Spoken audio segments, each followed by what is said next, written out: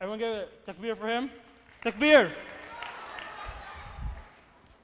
So, our next speaker, inshallah, is going to talk a little bit about Islam 114. There's going to be some pictures and stuff on the screens. Please give him your utmost attention. After he is done, inshallah, we are going to go further with our conference.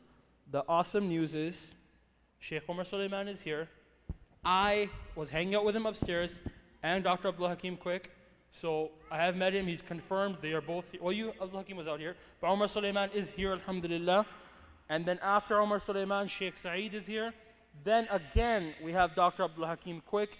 And then, as you all know, yesterday we had Sheikh Riyad, and he will be ending the conference with that. Without further ado, I'd like to ask Brother Don Rosell to make his way to the stage. Jazakumullahu khairan. And the bazaar and everything is closed, so don't try to go escape or anything. Brother Don, you can use this mic, or you want to walk around? Or? That's fine. Okay.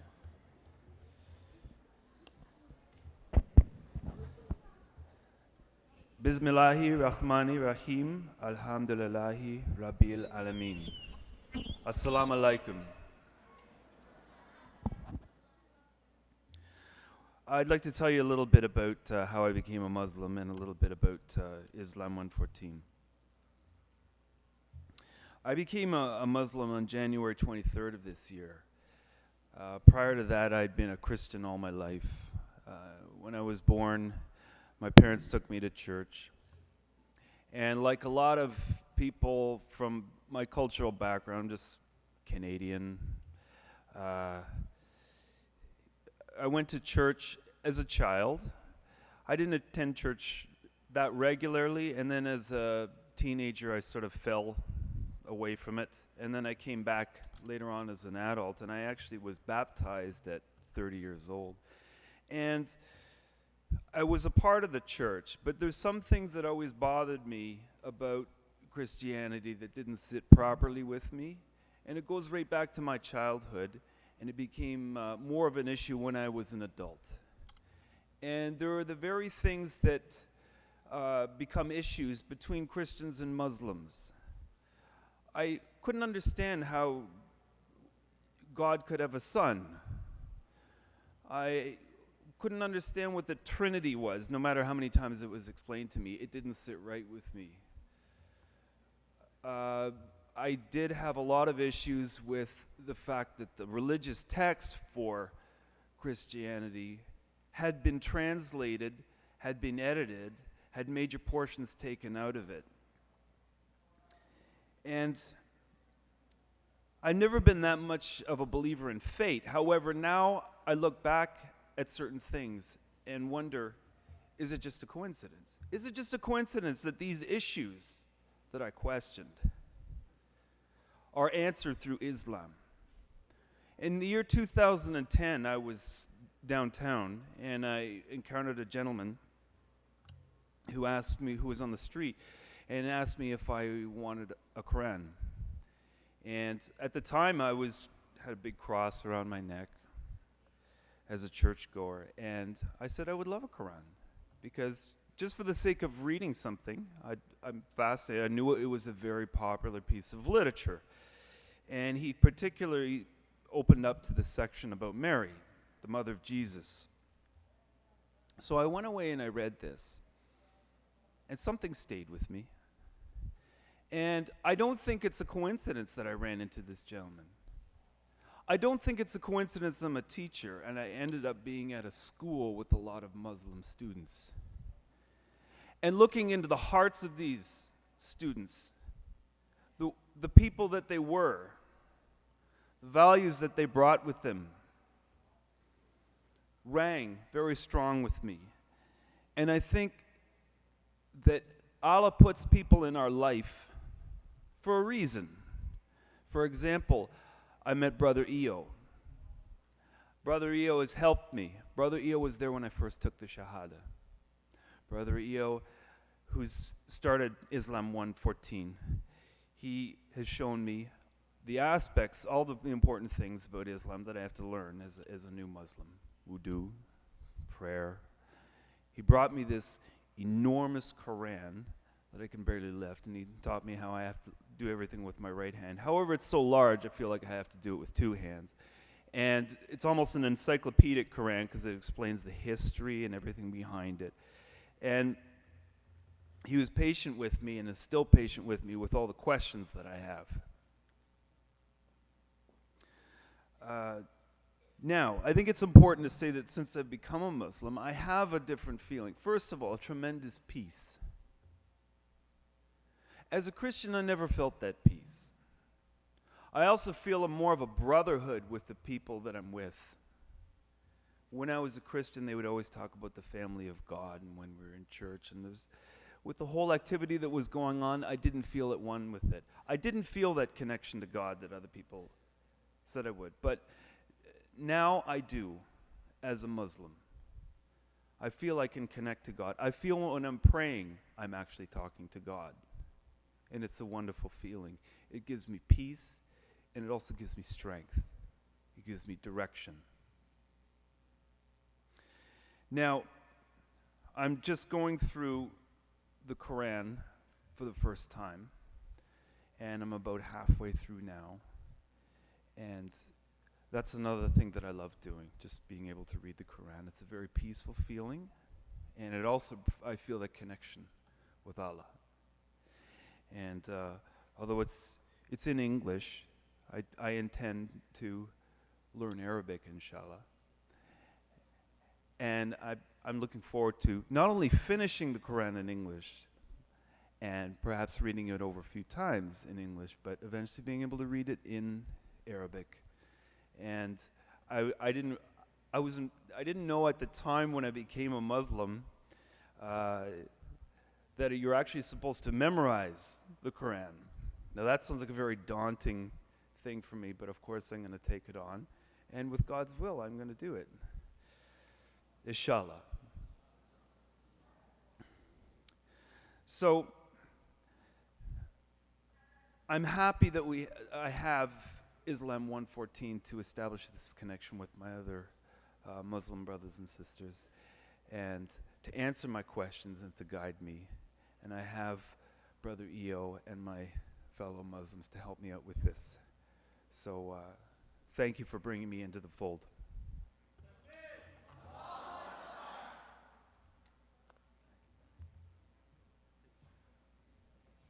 Wow, subhanAllah, you can just say subhanAllah. Some of us are born Muslims, and we're not even close to the level that Brother Don is, mashallah. May Allah bless him and continue to make things easy for him and make him able to achieve all his goals.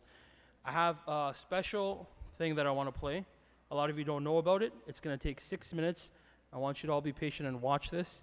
And if you are very interested in what we're about to play, you could sign up for this particular course, very special, and you could sign up for it in the bazaar. So please play this, and then after this, I have an important announcement, and we will move forward with the program, inshallah.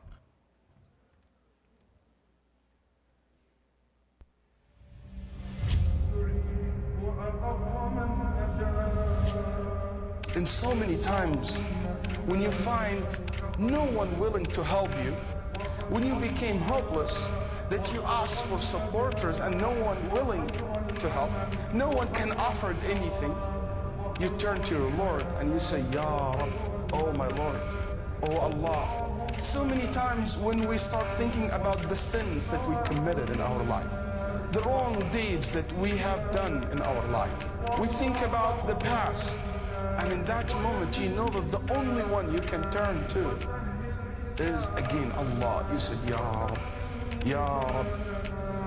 You know, when you see injustice around you and you cannot help, you cannot change, a lot of things happening around you that you're not happy with it, you're not satisfied with it, but you know that you cannot do much. You again say, Ya Rab, Ya Rab, oh Allah. When you see rich people rely on their wealth, people who are in high position rely on their positions and their followers, leaders and presidents and kings rely on their soldiers, and everybody relies on something materialistic in this life, seeking aid and support from it. And you know that at one moment in your life, you know that the only thing you really can rely on it is Allah. Ya Rab, you raise your hand and you ask Him. Ya Rab, Ya Rab.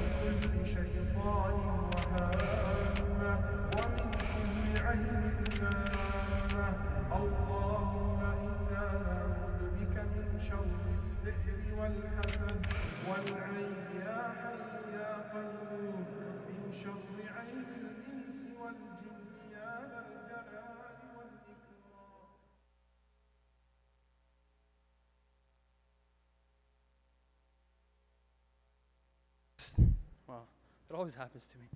Now that looks intense, mashallah. I have to ask a question. Who here has $5 in their pocket? Who has $5? Come on. Who's ever had $5? Who's gonna spend $5 this weekend? This week? Okay, it's not much. I'm gonna give the mic over to Brother Abdul Malik, and he's gonna tell you how you can potentially get to Jannah for $5. Don't y'all wanna know?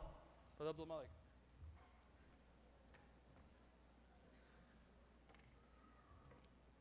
Alhamdulillah, wassalatu wassalamu ala rasulillah, wa ba'd. Assalamu alaikum wa rahmatullahi wa barakatuh.